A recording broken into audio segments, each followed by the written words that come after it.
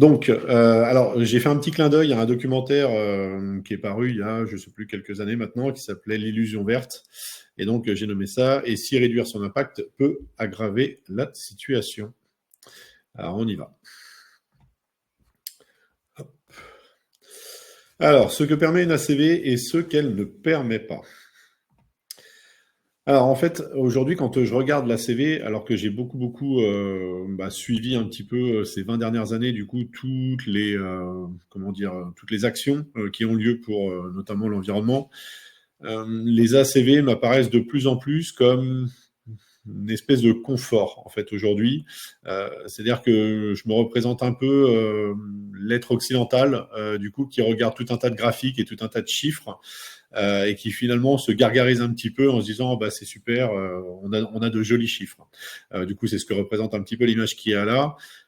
Du coup, alors avec bardé d'écran en plus, ce qui est quand même assez paradoxal, hein, c'est-à-dire que bon, on essaye de faire potentiellement, on essaye de promouvoir un petit peu la sobriété, et puis finalement, on va avoir tout un package pour essayer de montrer que on est green. Mais qu'en est-il vraiment derrière tout ça? Alors, si on regarde un petit peu dans l'actualité, si on regarde, si on tape ACV par exemple dans l'actualité, on va retrouver tout un tas d'informations. Donc là, par exemple, une proposition d'EDF, et d'ailleurs, je vais m'appuyer sur leur étude là, sur cette ACV qu'ils ont réalisée, sur quel est finalement le coût d'un kilowattheure en termes environnementaux, donc en équivalent CO2, d'une production d'un kilowattheure nucléaire. On peut regarder aussi, du coup, il y avait Cleantech, du coup, qui avait fait tribune, l'analyse du cycle de vie, un outil indispensable pour réussir la transformation de son entreprise. Donc, en gros, si vous passez pas par la CV, si vous avez une société et que vous passez pas par l'analyse du cycle de vie de vos produits, du coup, a priori, ce serait compliqué d'aller vers cette fameuse transition énergétique ou environnementale. Encore un autre petit paradoxe qu'on peut noter, c'est par exemple cet article du coup pneumatique durable, donc Michelin et Continental en quête d'excellence écologique. Pourquoi je dis que c'est un petit peu paradoxal? Parce que on va aborder notamment rapidement, mais du coup les effets aussi les effets sociaux, pardon, que peuvent avoir ces choix.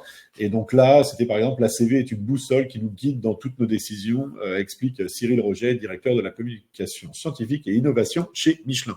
Bon, quand on sait qu'ils sont en train de délocaliser tout un tas d'entreprises, bon, ok, on peut se dire que c'est super bien de faire des ACV, mais en même temps, visiblement, ça a un impact et ça a un coût sur le social en France. Alors, si on regarde, alors je ne vais pas re-rentrer entre guillemets dans l'explication de ce qu'est une ACV de manière classique, parce que vous avez déjà eu des présentations par le passé. Je vais le faire vraiment très brièvement. L'idée, c'est d'analyser son cycle de vie du début jusqu'à la fin, et pas simplement à la consommation, par exemple, à la vente, mais vraiment dès le début. Donc, on va aller chercher des ressources, on va produire, on va les transporter, on va les exploiter, et à la fin, on va regarder un petit peu toutes les étapes de fin de recyclage. Donc, ce qu'ils appellent ici du berceau à la tombe. Donc, capte les transferts de pollution entre étapes. Les ACV, lorsqu'elles sont bien encadrées, notamment via des normes, eh bien en fait elles sont dites multicritères. Donc ça, c'est une évolution qui a eu lieu, notamment depuis qu'on est passé à, on va dire il y a une dizaine, quinzaine d'années, on parlait beaucoup du réchauffement climatique et on regardait le taux d'émission en gaz à effet de serre. Et puis petit à petit, il y a tout un tas de scientifiques qui ont commencé à dire mais attention, on ne peut pas s'intéresser seulement au réchauffement climatique, mais il y a tout un tas de limites auxquelles il faut faire attention. Donc les fameux graphiques des limites planétaires, dont on verra tout à l'heure un exemple. Et donc, bien là, il y a différents niveaux en fait dans les ACV. Donc c'est pareil, regardez justement les changements climatiques, l'impact sur l'ozone, tout ce qui concerne l'eutrophisation de l'eau, la toxicité pour les humains, bref, l'eau, les radiations, etc., etc. Donc, du coup, c'est quelque chose de plus en plus complet. Si par contre on peut indiquer qu'il y a vraiment une évolution là-dessus, c'est-à-dire que quand vous regardez les ACV il y a une vingtaine d'années et quand vous regardez les ACV de maintenant, l'idée c'est vraiment d'aller de plus en plus loin en se disant bah mince, en fait on avait pris ça comme données, mais peut-être qu'il faudrait regarder à ça aujourd'hui, les conséquences que ça peut avoir. Donc il y a des normes, la 14040 et 14044 de mémoire, du coup, qui parle de ça. Donc ça, c'est le point 3, intégrer et normaliser. Donc les 4 étapes d'une analyse de cycle de vie. On définit les objectifs du champ d'étude. On fait l'inventaire de tout ce qu'on va regarder. Et puis, on regarde l'évaluation des impacts. Et en fait, sur la droite, il y a un pavé qui s'appelle interprétation, qui me semble être le plus important, finalement. C'est qu'à chaque fois qu'on va faire quelque chose, eh bien, il faudrait se poser tout un tas de questions et regarder un petit peu où est-ce qu'on va. Et c'est là où, à mon avis, le bât blesse dans ces ACV aujourd'hui. Alors, on arrive à sortir, du coup, donc ça c'est issu de l'étude donc du kilowattheure nucléaire, donc je précise bien du kilowattheure nucléaire, du coup chez EDF, qui est pas le kilowattheure français, mais vu que ça fait un petit peu les gros titres, en fait, je dirais que le lecteur peut assez vite se faire embarquer en se disant ah bah tiens le coût équivalent carbone, du coup, est environ de 4 grammes équivalent carbone par kilowattheure pour le coût de l'électricité française. Donc oui, c'est précisé, pardon, je ne l'ai pas dit. Si vous souhaitez intervenir, m'arrêter, poser des questions, n'hésitez surtout pas. J'aime beaucoup interagir pendant les différents petits meet-up, donc faites-le. Donc, les résultats, là par exemple, on va regarder sur changement climatique, l'appauvrissement en ozone, les particules, l'ozone photochimique, l'acidification, l'eutrophisation terrestre, l'eutrophisation marine. Et alors, ce qui est assez rigolo, c'est que du coup, là, on est vraiment sur un rapport EDF, qui est un rapport public, qui a vraiment été diffusé. Et vous voyez par exemple que l'eutrophisation marine apparaît 2 fois. Donc, il y a visiblement une erreur, ce qui signifie déjà que même avec une communication publique, donc quelque chose qui, a priori, sans doute dû être relu, enfin en tout cas je l'espère, eh ben on trouve quand même déjà des erreurs. En fait, on ne sait pas là l'eutrophisation marine entre la ligne 8 et 9, je crois. Du coup, ça correspond finalement à quoi? Et on a donc un très joli graphique qui nous montre que, a priori, oui, le gros de l'impact, c'est par exemple sur les mines. Après, les combustibles représentent une part non négligeable, tout comme la production. Et puis après, on a les traitements et les déchets. Donc, à partir de là, on se dit, OK, c'est bien, on a un 4 grammes équivalent CO2 pour le kilowattheure nucléaire. Et lorsque je vois ce genre de graphique, maintenant, je ne peux pas m'empêcher de me dire, et du coup, on en fait quoi? Parce que c'est très bien, on a une mesure du coup qui nous dit, OK, 4 grammes équivalent CO2 par kilowattheure. Mais est-ce que c'est mieux que ce qu'on avait avant? Est-ce que c'est moins bien? Est-ce que l'évolution, du coup, a été positive ou pas? Et 4 grammes équivalent CO2, ça représente quoi concrètement? Donc, en fait, on a de jolis chiffres, on a un joli graphique, mais après, derrière, on ne sait pas vraiment quoi en faire. Et alors, au-delà de se poser la question de savoir, mais je vais en faire quoi de ces chiffres, la question que je me suis posée, c'est aussi, sont-ils pertinents? Est-ce qu'il y a des zones d'ombre ou pas? Et donc là, je me suis amusé, par exemple, à prendre du coup ce rapport public de l'ACV du kilowattheure nucléaire pour essayer de challenger un petit peu cet ACV. Et alors, non, ce n'est pas une erreur. Si vous voyez une image toute floue à l'écran, c'est tout simplement parce que dans les normes, en fait, aujourd'hui, on demande à ce que les ACV soient relus et vérifiés par des pairs afin que ces pairs scientifiques puissent amener du coup leurs commentaires, challenger notamment les rapports avant qu'ils soient rendus publics. Eh bien, figurez-vous que lorsque vous récupérez le document qui permet de récupérer cet ACV, voilà ce que vous obtenez dans la revue par les pairs. C'est-à-dire qu'en fait, ils ont fait visiblement un copier-coller d'un PDF, du coup, qu'ils ont mis en annexe, entre guillemets, mais vous ne pouvez pas récupérer, par exemple, le texte, parce qu'en fait, c'est une image, et je vous laisse juger de la qualité, du coup, de l'image en question. Et donc ça, plus l'erreur qu'on a vue un petit peu au-dessus, m'amène à me questionner un petit peu sur le sérieux en fait de la démarche par rapport à ça. Parce qu'en gros, il faut vraiment être motivé là pour aller lire ce rapport. Alors ce que j'ai fait, du coup, le rapport des pairs derrière, pour essayer de voir un petit peu est-ce que l'étude était sérieuse ou pas sérieuse. Là, du coup, on obtient quelque chose qui visiblement n'est quand même pas très sérieux, ne serait-ce que dans sa communication. Alors, vu que je m'intéressais à savoir, OK, alors on me donne une ACV et on nous donne 4 grammes par CO2. Et du coup, là, moi, je me suis dit, mais alors, est-ce que c'est mieux ou moins bien qu'avant? Du coup, je suis allé chercher de l'information.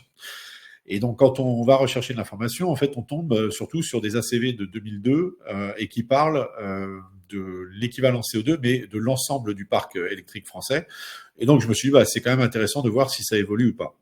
Donc, en fait, on remarque avec un petit graphique, là, par exemple, que bah, dans les mesures en 2002, on était entre 33 et 81 CO2 grammes de CO2 par équivalent kilowattheure, et qu'on est descendu entre 8 et 33 finalement 20 ans plus tard, quasiment 20 ans plus tard. Donc il y a une évolution qui est quand même positive. Et à la limite, dans une ACV, c'est quelque chose qu'on pourrait attendre, c'est-à-dire de savoir bah, comment ça évolue finalement. Est-ce que c'est bien, est-ce que c'est pas bien?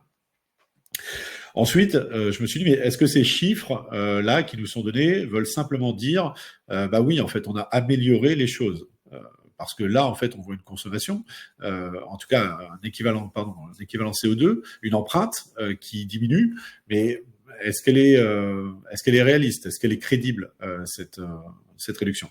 Et du coup, en regardant un graphique en 2002, je me suis dit, bah tiens, c'est bizarre parce que on a 81 grammes de CO2 au mois de janvier, et puis en fait, au mois de décembre de l'année suivante, on n'est plus qu'à 47, quasiment 2 fois moins. Et là, je me suis dit, mais c'est quand même, c'est très étonnant. Ça veut dire qu'on a quasiment un rapport de 2, alors que, bon, on est sur des mois d'hiver.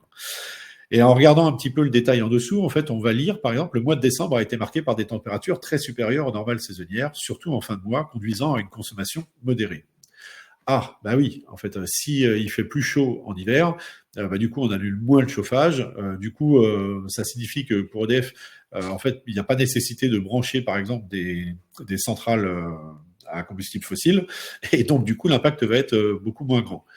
Du coup, là, on comprend, par exemple, que bah, en fait, l'impact même des conséquences des problématiques que nous avons environnementales, c'est-à-dire la hausse des températures, bah, en fait, impacte positivement, entre guillemets, notre empreinte. Sauf qu'en fait, c'est une conséquence. C'est pas vraiment parce que on a changé nos habitudes, c'est simplement là parce que bah, la température augmente, et donc si la température augmente, bah, du coup, on chauffe moins, et donc notre impact est moindre.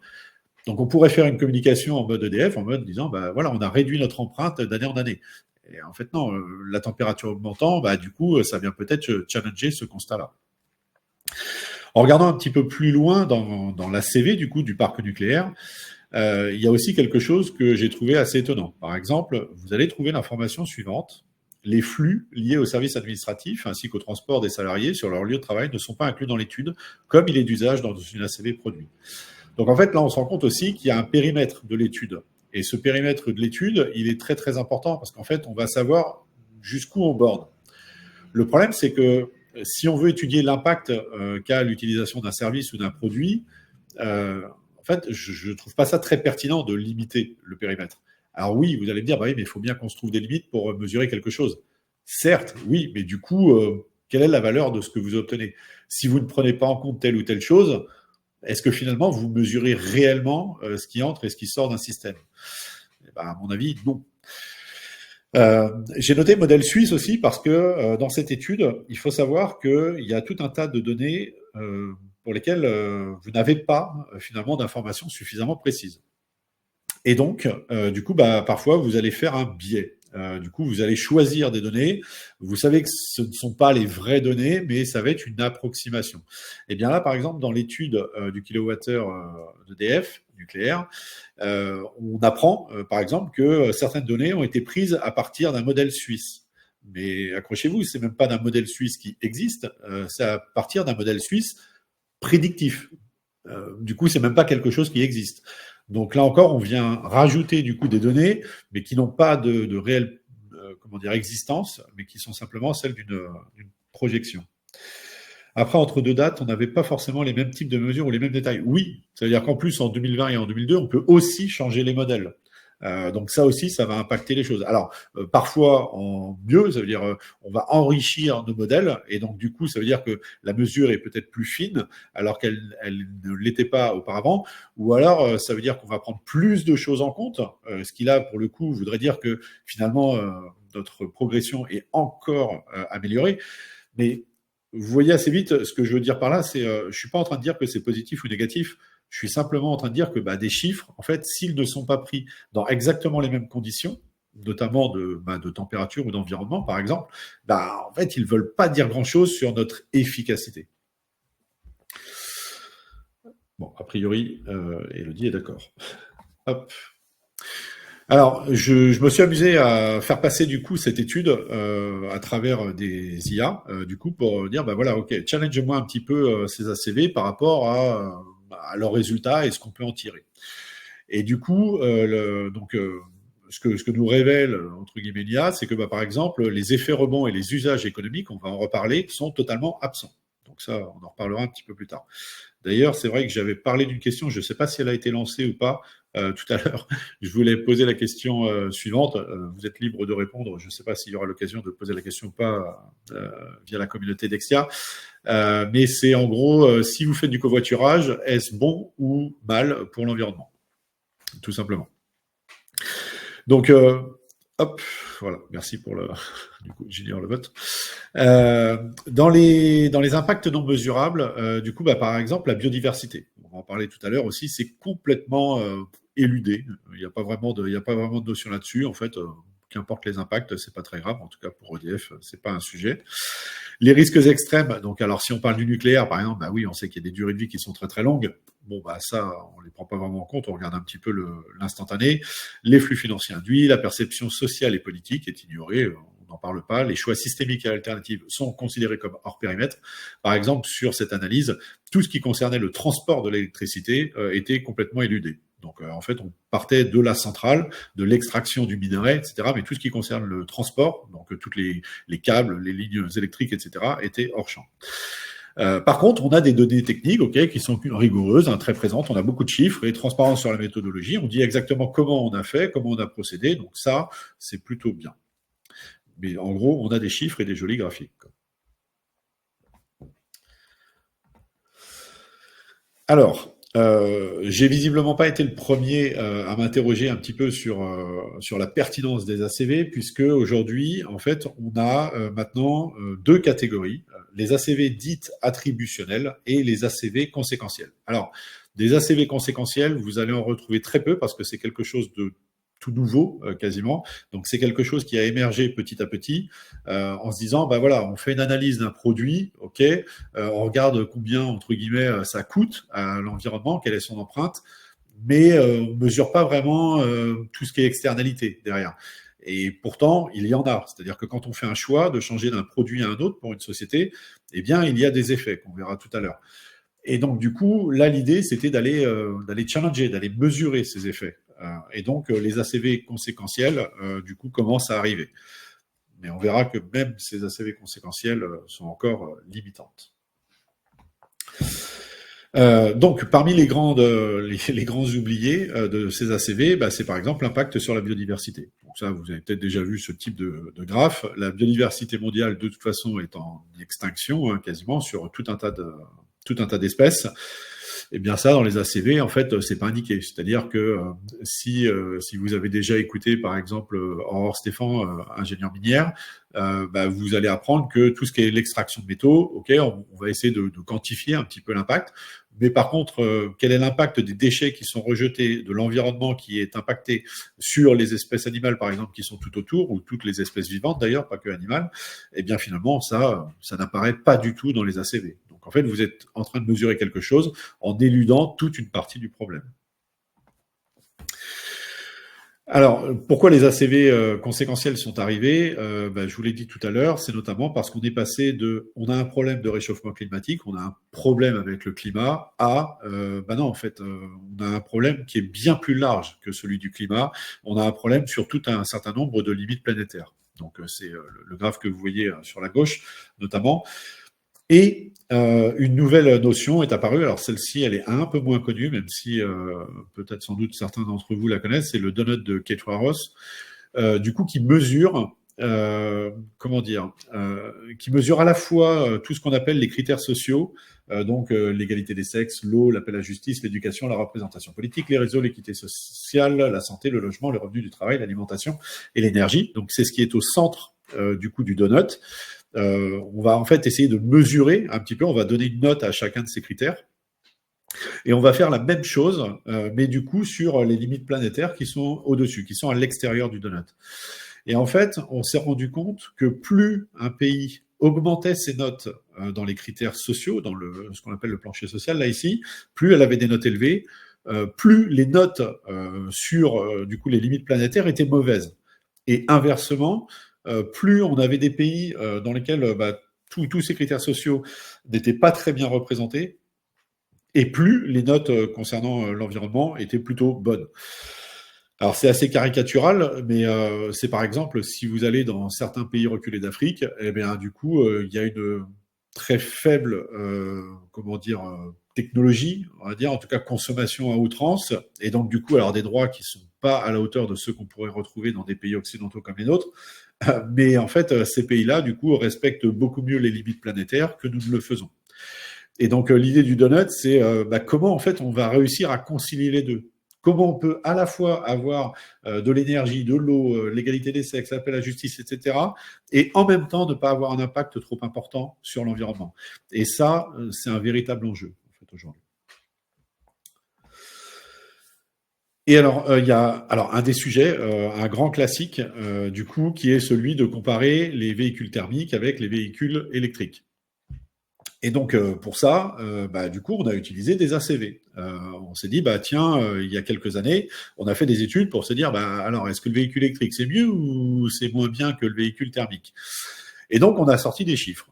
Du coup, là, par exemple, sur les véhicules électriques, on voit qu'on obtient un total de 9 tonnes CO2 en équivalent, en comparaison de 22 pour le véhicule thermique. Alors, vous savez pas, mais en tout cas, beaucoup maintenant le savent, c'est que la fabrication d'un véhicule électrique son empreinte est beaucoup plus grande qu'un véhicule thermique. Par contre, à l'utilisation, du coup, ça s'inverse totalement. Et finalement, quand on fait le bilan des deux, on se dit, ok, c'est bon, ça fonctionne. Alors, ça fonctionne, oui, si on a fait une très très bonne analyse de cycle de vie et une analyse de cycle de vie conséquentielle. C'est-à-dire, quels sont les impacts, quels sont les changements de comportement que peuvent engendrer le choix d'un véhicule électrique. Et en fait, quand vous comparez simplement le processus de fabrication avec le recyclage, etc., oui, ça paraît assez logique. Par contre, quand vous commencez à prendre des choses qui sont hors périmètre sur une ACV, du type, imaginons que notre parc automobile passe du thermique à l'électrique. Il va nous falloir du coup tout un tas de bornes de recharge, du coup des bornes de recharge nous allons devoir fabriquer, du transport électrique vers ces bornes de recharge, donc un effort sur les infrastructures qui est quand même conséquent. Eh bien ça n'est pas du tout présent dans les rapports ACV et dans les comparaisons qui ont eu lieu. Donc en fait, on part pas du schéma initial qui est de dire, en fait aujourd'hui, nous avons l'infrastructure existante en fait pour le parc thermique avec toutes nos stations essence, etc. Et je suis pas en train de défendre le pétrole, hein. Je suis juste en train de dire que les infrastructures sont présentes. Donc celles-ci, de toute façon, elles sont là, donc elles ont besoin d'être entretenues, mais on n'a pas besoin d'en construire davantage. Alors que de l'autre côté, nous avons tout un parc électrique qu'il va falloir augmenter, alimenter, construire. Il va falloir dimensionner, c'est-à-dire que les centrales électriques que nous avons aujourd'hui, il va falloir qu'elles fournissent davantage pour pouvoir abreuver en électricité tous ces véhicules électriques que nous aurions. Et si là on commençait à faire un comparatif, peut-être, j'en sais rien, mais peut-être que les résultats du coup seraient en tout cas moins significatifs que ceux que nous avons ici présents. Donc du coup, l'idée, c'est de ne plus se contenter d'une ACV attributionnelle, comme on peut le voir avec un véhicule thermique et un véhicule électrique, mais d'aller au-delà, donc avec les résultats de l'ACV-C, donc évaluer les impacts. Le problème, c'est que même là, même lorsqu'on on va vers de l'ACV-C, en fait, on va commencer à avoir des données qui sont incertaines, on ne sait pas trop, ce sont beaucoup d'approximations, et on va toujours limiter quand même le champ d'étude et donc éluder un certain nombre de choses. Du coup, la question qu'on peut se poser, c'est mais pour quelles raisons, du coup, une entreprise, une société, un État, du coup, irait vers une véritable étude complète de leur propre système? Est-ce qu'il y a un intérêt? Je ne sais pas. Quand on sait que les sociétés, pour l'immense majorité, l'objectif, c'est quand même de faire du chiffre et pas de faire en sorte que l'empreinte diminue, certains vont nous dire, oui, mais si, on essaye quand même de faire les deux en même temps. Oui, et on va voir par la suite que c'est beaucoup plus compliqué que ça. Donc du coup, aujourd'hui, les ACV sont quand même, je trouve, utilisés principalement.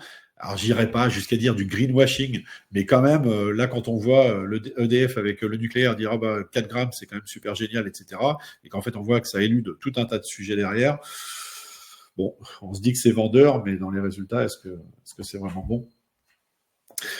Donc là, si on regardait pour les véhicules thermiques et véhicules électriques, j'ai demandé une représentation un petit peu de ce que ça pourrait engendrer, toutes les conséquences en fait que peuvent avoir le choix d'aller vers de l'électrique. Et je répète, je ne suis pas contre l'électrique, j'ai moi-même une Zoé. Mais c'est simplement de se questionner réellement sur est-ce que ce modèle, est-ce qu'il est tenable en fait dans le temps, est-ce qu'il faut vraiment aller vers ça. Donc là, on voit la création d'usines, on voit toutes les bornes qu'il va falloir installer, les câbles qu'il va falloir tirer pour alimenter toutes ces bornes de recharge, etc., etc. Du coup, réseau de bornes rapides et standards, je vous mettais extension des lignes de distribution, construction de nouvelles centrales électriques parce qu'il faudra bien les alimenter, installation de stockage, de solutions de stockage d'énergie parce que en fait une voiture, il faut qu'elle stocke cette énergie, donc toutes les problématiques de batterie. Donc la fabrication également de batteries à grande échelle parce que si à chaque fois on va changer des véhicules, du coup il va falloir également du coup fabriquer toutes ces batteries. Et ça me fait penser aussi à une information que j'avais vue passer, par exemple, enfin je vous donne un exemple parmi tant d'autres sur les véhicules électriques, c'est que lorsqu'un véhicule thermique a un accident, dans un certain nombre de cas, en fait, on peut le réparer. Dans l'immense majorité des cas, si un véhicule électrique a un accident, en fait, la voiture est fichue. Tout simplement. Et donc, du coup, ça demande un renouvellement. Donc ça veut dire aussi que les ACV qui ont eu lieu, à mon avis, n'ont pas non plus pris en compte ce taux de renouvellement qui doit être plus important pour un véhicule électrique que pour un véhicule thermique. Alors, il y a aussi il y a une grande oubliée, en plus de la dernière qu'on verra au dernier chapitre. Là, en fait, je vous représente ce que j'ai appris, en tout cas quand je suis rentré dans les études supérieures. On me disait toujours, lorsque tu veux mesurer quelque chose, tu dois toujours indiquer la marge d'erreur, le pourcentage d'incertitude que ta mesure va avoir. Dès que vous êtes en électronique, en électricité ou qu'importe quel domaine de la science et que vous mesurez quelque chose, vous savez que vous n'obtenez pas la mesure exacte. Vous savez que vous avez une approximation. Et en fait, aujourd'hui, dans les ACV, quand je les regarde, je ne retrouve pas ces mesures d'incertitude. Alors, je me suis dit, tiens, je voudrais savoir, est-ce que certaines ACV, quand même, parlent un petit peu des incertitudes? Et donc, je suis tombé, en faisant une recherche Google classique, je suis tombé assez vite sur un rapport qui parlait des incertitudes dans l'agroéconomie, par exemple. Et du coup, donc ils avaient fait une ACV et la personne en fait s'interrogeait sur les marges d'incertitude. Et elle s'est amusée à faire ce calcul de marge d'incertitude. Et elle est tombée sur une marge d'incertitude de moins 50% à plus 100%. Donc en gros, divisé par 2 ou multiplié par 2. Ce qui est absolument énorme. C'est-à-dire que si vous faites des ACV pour essayer de comparer comment ça évolue d'une année sur l'autre, si vous avez une marge d'incertitude de x2, vous imaginez à quel point on peut se questionner sur la pertinence de ces études. Alors évidemment, il y en a évidemment qui ont pensé à ça aussi. Du coup, c'est pour ça que vous avez les matrices de pédigré que vous avez en haut à droite, sur lesquelles du coup on va pouvoir mettre un score sur vos différentes mesures. Le problème, c'est que quand on regarde du coup les ACV, si je prends celle d'EDF qui a été très bien faite, qui respecte les normes, etc., eh bien sur le rapport public, en tout cas, je n'ai pas trouvé du coup de score sur leurs différentes mesures, à savoir est-ce que c'était de la pure spéculation, le niveau 0, est-ce que c'était des modèles dérivés de données, donc une note de 2, donc ce qui est le cas par exemple sur les données qu'ils ont récupérées de la Suisse, là par exemple, ou alors est-ce que c'est un faible échantillon de mesure directe ou large échantillon de mesure directe. Bon, je pense que dans nombre de cas, on n'est pas sur un niveau 4. Et ce qui permettrait au lecteur d'ailleurs de mesurer la pertinence de ce qu'on est en train de lui vendre. Il y a en bas à droite, alors je suis désolé pour la qualité, du coup vous le voyez pas trop, peut-être que certains connaissent, c'est ce qu'on appelle la méthode de Monte-Carlo. En fait, l'idée c'est que quand on a plein de mesures comme ça et qu'on ne sait pas vraiment comment obtenir une donnée assez pertinente, on va venir multiplier le nombre d'échantillons, le nombre de mesures pour essayer d'avoir une idée finalement de combien ça représente. Et c'est plutôt efficace. L'idée là, par exemple, pour expliquer un petit peu vulgairement la méthode de Monte-Carlo, vous prenez un cadran qui est parfaitement mesurable, vous allez faire des mesures d'échantillons au sein de ce carré jaune, et en fait, ce que vous souhaitez mesurer, c'est la surface de ce que vous avez en orange. En fait, au bout d'un certain temps, à force de faire des mesures, vous allez avoir un certain nombre de points qui vont tomber dans cette surface. Et donc, si vous prenez le rapport du nombre de points dans cette surface par rapport au nombre total de mesures, eh bien, vous allez avoir une approximation de la taille que représente ce petit rond orange par rapport à ce carré jaune. Voilà, ça c'était pour la petite explication technique sur la méthode de Monte-Carlo qui est utilisée notamment dans les ACV. Et alors, le grand oublié, parce que j'ai parlé des incertitudes sur l'oublié, mais il y en a un qui est toujours, tout le temps éludé et qui fait un lien avec mes précédents meet-up sur Bitcoin notamment, mais surtout sur toute l'histoire monétaire. Et donc avec cette fameuse question, le covoiturage est-il bon pour ton bilan environnemental? Alors je ne sais pas si on a les résultats du sondage ou pas, si on peut les montrer. Je suis intéressé de savoir si c'est le cas. Je sais pas si Alors tu les as, mais tu ne peux pas les montrer pour le coup. Je pense que tu peux les dire. Alors, ok. Oui. Donc, selon vous, la pratique, ok, il fallait juste cliquer sur le petit œil là. Selon vous, la pratique du covoiturage est-elle bonne ou mauvaise pour l'environnement? Les réponses sont bonnes à 75%, mauvaises à 25%.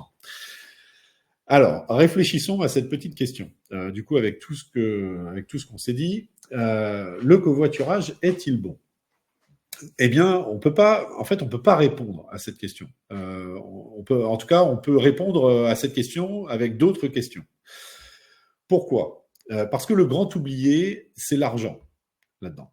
Alors, je vais la faire relativement courte, mais si vous faites le choix de faire du covoiturage, il y a une conséquence, c'est que vous allez consommer moins de carburant, évidemment, pour aller du coup d'un point A à un point B, puisque vous allez être 3 dans une voiture, par exemple. Et donc, il y aura moins de carburant consommé, moins d'usure de la voiture, pour la même distance parcourue, en tout cas pour aller au travail. Ok, donc on pourrait se dire, le bilan est de toute façon positif. C'est super génial, youpi. Sauf qu'on élude complètement la partie, en fait, quand on étudie ce système, le système de, tiens, je fais du covoiturage, il y a un entrant et un sortant qu'on ne prend pas en compte, qui est celui de l'argent. Parce que lorsque vous faites du covoiturage, vous gagnez de l'argent. Et en fait, toute la question réside dans que faites-vous de cet argent? Parce que, en fait, le système n'est pas juste, j'avais pris ma voiture, maintenant on prend une voiture à 3. C'est nous avions dépensé de l'argent pour aller d'un point A à un point B, tous les 3. Maintenant, nous allons toujours de ce point A à ce point B, nous utilisons moins de carburant, mais nous avons économisé de l'argent. Et que faites-vous de l'argent? Et en fait, cette question, alors pour le coup, même dans les ACV conséquentiels, je ne la vois jamais. Et ça, pour moi, c'est un gros problème. Parce que du coup, une fois que vous avez fait votre covoiturage, vous avez fait peut-être de jolies économies. Et là, vous pouvez choisir d'utiliser cet argent supplémentaire pour, par exemple, vous alimenter donc dans ce qui est considéré, je dis toujours considéré, moi je suis pas expert en la matière, mais par exemple dans des aliments bio qui sont en général plus chers, où là vous vous dites c'est plus respectueux de l'environnement, etc. Donc finalement, je réutilise en plus l'argent que j'ai économisé pour quelque chose de plus vertueux. Mais vous pouvez aussi vous dire, en fait, l'argent que j'ai économisé, je vais l'investir pour isoler davantage ma maison. Du coup, là, vous dites, ok, je continue d'avoir un impact positif, du coup, pour l'environnement, avec en plus cette économie d'argent. Donc, vous vous confortez, du coup, dans l'idée que c'est super génial. Donc, on va revenir sur les deux premiers cas, mais il y a aussi le troisième. Le troisième où, en fait, du coup, vous dites, j'ai fait des efforts toute l'année, j'ai fait du covoiturage quand même, du coup, j'ai bien le droit de me faire plaisir, je me suis fait pas mal d'économies, je vais me payer un petit voyage. Et là, en fait, potentiellement, en prenant un petit voyage en avion, en fait, vous avez tué tous les efforts que vous aviez faits pour l'environnement, simplement parce que vous avez fait le choix, du coup, de vous faire plaisir avec un vol d'avion derrière. Donc, dire est-ce que le covoiturage est bon ou pas, en fait, ça dépend surtout de ce que vous faites de l'argent derrière. Et vous allez voir que c'est encore plus tricky que ça. Si je prends du point de vue d'une société, la réflexion est exactement la même. Je choisis d'améliorer mes process Je choisis, par exemple, d'économiser de l'eau, d'utiliser moins de combustibles fossiles, moins d'électricité pour fabriquer un produit, de manière à ce qu'il soit plus green, plus vert. Voilà, j'utilise moins de choses. Bah oui, mais en fait, en général, ce qui se passe, c'est que du coup, cette société, vu qu'elle utilise moins d'eau, moins d'électricité, eh bien, en fait, elle va récupérer beaucoup plus d'argent. Et que fait-elle avec cet argent? Eh bien, là est toute la question. Est-ce qu'elle va redistribuer, par exemple, soit à ses salariés, soit à ses actionnaires? Mais ça veut dire que du coup, il y a de l'argent qui re-rentre en circulation dans l'économie, qui va être utilisé pour consommer et qui donc lui-même va avoir un impact. Ça peut être aussi de se dire, bah, en fait, ok, bah, maintenant, mon usine, en fait, j'en ai une, maintenant j'ai tellement d'argent, finalement, je peux faire une deuxième usine. Donc, paf, on repart sur un cycle où, en fait, on construit. Et si on regarde juste l'ACV, même conséquentiel, si on va au bout de l'ACV conséquentiel, en fait, on devrait se dire, bah, ok, vous avez amélioré vos process, très bien, mais du coup, cette amélioration de vos process a engendré le fait que vous avez construit une seconde usine. Donc, il va falloir prendre en compte l'impact environnemental, l'empreinte de cette seconde usine, du coup, sur votre amélioration du procédé. Et là, on risque de rentrer dans un espèce de jeu sans fin. Le petit graphe que vous voyez en bas à droite, c'est pour faire écho à ceux qui, par exemple, ont fait le choix d'isoler leur maison. Et en fait, je me suis dit, bah tiens, c'est vrai, les maisons, du coup, on se dit, bah on va les améliorer en ayant de l'argent, on va les isoler davantage, etc. Puis je me suis dit, tiens, mais c'est quoi comment dire, c'est quoi l'orientation que nous avons pris en France sur les logements? Bah, en fait, la courbe que vous avez là, c'est la courbe de l'augmentation de la surface habitable. En fait, on se rend compte qu'entre 70 et 2020, on est passé de 70 à 100 mètres carrés de surface habitable. Donc, on peut faire des logements en plus en plus isolés, sauf qu'en fait, on n'arrête pas d'augmenter leur surface. Donc, si on augmente leur surface, on augmente les matériaux, on augmente du coup la surface à chauffer. Bref, vous voyez que c'est un espèce de cycle sans fin, c'est-à-dire qu'on est souvent à la recherche de toujours plus de confort, ce qui fait un petit peu un écho à l'Ironman de Jean Covici. Et donc, du coup, on a du mal à s'en sortir.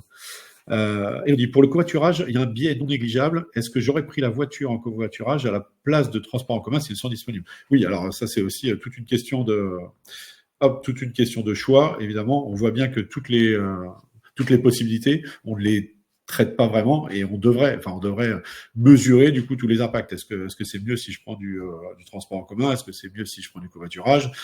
Si je prends du transport en commun, est-ce que ça va me coûter plus cher ou moins cher? Parce que énormément de gens aussi se sont mis au covoiturage parce que ça leur faisait économiser de l'argent. Il ne faut pas qu'on soit naïf non plus là-dessus. C'est pas le cas de tous, mais c'est le cas de beaucoup. Et les transports publics, parfois, sont aussi un frein au côté pratique et puis parfois aussi au côté financier. Alors, il y a de très belles illustrations sur le site Ligloo. Donc, en fait, ce dont je vous parle là, c'est un effet qui est bien connu, qu'on appelle l'effet rebond. Alors, en l'occurrence, l'effet rebond indirect. Du coup, donc l'effet rebond direct, c'est lorsque vous utilisez un produit et en fait, on va augmenter les rendements. Exemple, la voiture, le moteur thermique. On a fait énormément d'avancées sur le moteur thermique. Du coup, on a amélioré les rendements, c'est-à-dire que pour faire 100 km, au lieu de consommer 10 litres au 100, on a des voitures qui vont consommer du 5 litres au 100. Sauf que la conséquence de ça, c'est qu'en fait, on est allé 2 fois plus loin. Du coup, on a eu aucun impact positif finalement pour l'environnement avec une amélioration des rendements. Tout ce qu'on a réussi à faire, c'est faire en sorte que les gens aillent plus loin.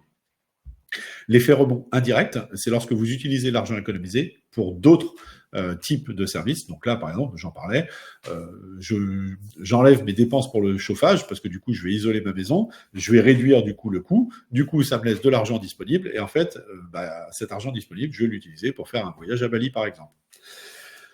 Autrement dit, l'efficacité énergétique, en réduisant nos contraintes, temps, énergie, nous permet d'augmenter notre consommation du même bien si c'est un effet rebond direct ou d'un autre bien l'effet rebond indirect. Et le problème, c'est que on ne mesure pas finalement si est-ce que cette utilisation de l'argent que nous avons eu, est-ce qu'elle a un impact, mais qui est quand même moindre que celui qu'on avait au tout départ avant qu'on ne fasse des choix, ou bien est-ce qu'il est supérieur?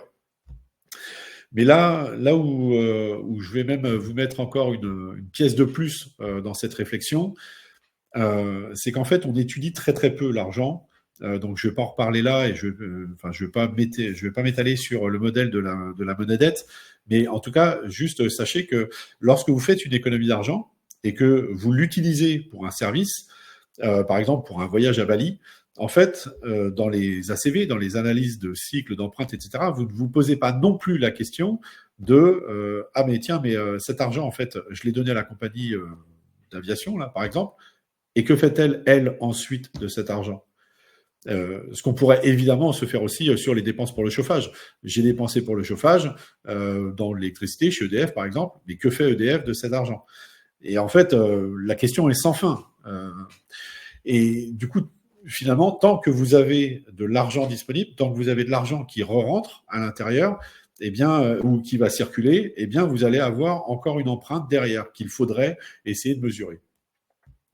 La seule solution, du coup, j'arrive à envisager, en fait, quand on veut vraiment avoir un impact sur l'environnement, et bien évidemment, c'est quelque chose qui est un peu irréaliste, mais c'est du style, une société qui ferait une amélioration sur un rendement de quelque chose, générerait du coup des économies. Ces économies, en fait, il faudrait les tuer. Si on les tuait, ces économies, eh bien, du coup, là, on pourrait quasiment être sûr et certain que, du coup, on va avoir un impact globalement positif, parce qu'on sait qu'on va avoir réduit notre empreinte. Mais tant qu'il y a quelque chose qui ressort de ce système, qui est notamment de l'argent, eh bien, du coup, on ne peut plus trop savoir. Hop. Je repartage du coup, je vais conclure avec tout un tas de personnalités. Donc, je suis pas un très grand lecteur. J'aime beaucoup les bandes dessinées, mais je lis pas beaucoup de gros livres sur le sujet. Donc, je ne pourrais pas vous conseiller de livres sur le sujet. Par contre, je regarde beaucoup d'interventions. Donc, il y a notamment tout en haut à gauche de Monsieur Fressos, du coup, qui nous parle de cette fameuse transition énergétique dont on nous rabâche les oreilles sur le fait qu'on serait passé du bois au charbon, puis après au pétrole, et que maintenant on va faire une nouvelle transition. Lui vous explique qu'en fait non, la transition elle n'a pas existé. En fait, on n'arrête pas d'empiler en fait ces énergies et on en utilise toujours de plus en plus. Si on prenait le cas de la France, où il y a un énorme cocorico qui se fait sur le fait que oh c'est super, on a un parc nucléaire et puis notre énergie elle est verte et nous notre impact il est très très négligeable. En fait, quand on s'intéresse à toutes ces questions et qu'on regarde d'un petit peu plus près, on se rend compte par exemple qu'on a délocalisé toutes nos industries, enfin énormément d'industries, et que du coup, ces industries finalement elles sont utilisées dans d'autres pays, et donc il faudrait regarder l'empreinte environnementale de ces autres pays pour vraiment savoir quelle est l'empreinte de la France, puisque ce que nous consommons est très majoritairement fabriqué à l'étranger. Un autre point qui est par exemple souvent éludé, c'est la critique envers la Chine, par exemple. C'est-à-dire de dire mais regardez, les Chinois, ils n'arrêtent pas de construire des centrales thermiques, ils n'arrêtent pas, etc. Deux points là-dessus. La première, c'est que les Chinois sont dans une économie de fabrication, d'industrie, puisque ce sont eux qui fabriquent notamment pour une grande partie du monde. Donc, ils ont besoin de beaucoup d'énergie. Et là où nous, on dit, ah oui, mais regardez, nous, on passe aux énergies renouvelables, etc., et c'est super et c'est génial. Oui, sauf que allier ça avec le fait que leur population est encore en croissance, ce que nous n'avons plus, puisqu'en fait, nous sommes en déclin. Quand vous avez une population en croissance, vous êtes obligé de ramener de plus en plus de sources d'énergie. Sinon, vous avez des blackouts. Et vous ne pouvez pas ramener des sources d'énergie avec des centrales type éoliennes ou etc. Il vous faut quelque chose qui ramène beaucoup d'énergie et rapidement. Et donc, du coup, le choix des centrales thermiques, malheureusement, c'est même pas un choix politique. Ça, en fait, ça s'impose. Si la France était dans la même situation, avec une population, du coup, qui augmente régulièrement, en fait, on verrait exactement les mêmes problématiques. Donc, ajouter à ça le fait que, en plus, ils ont les industries du monde, donc ils ont les industries du monde, et ils ont une population en croissance. Donc voilà, ça c'est un petit aparté. Jean-Marc Jancovici, que vous connaissez forcément, avec la petite image, peut-être, moi je vous le conseille, du coup, cette BD qui s'appelle Le Monde sans fin. Du coup, Jancovici sur tout ce qui est énergie, donc plutôt pro-nucléaire, mais si vous lisez la BD, vous verrez qu'on est très très loin de l'image et la caricature qui en est faite. Tout en haut à droite, vous avez Aurélien Barraud, que je vous conseille aussi, moi que je trouve absolument d'une pertinence incroyable, malgré le fait que certains disent que il crie à la fin du monde, etc. Moi, je trouve pas, je trouve qu'il est très cohérent dans ce qu'il dit. Peut-être une moins connue qui s'appelle Flore Vasseur, juste en dessous, à côté du film documentaire Bigger Than Us, Bigger Than Us, que je vous conseille également.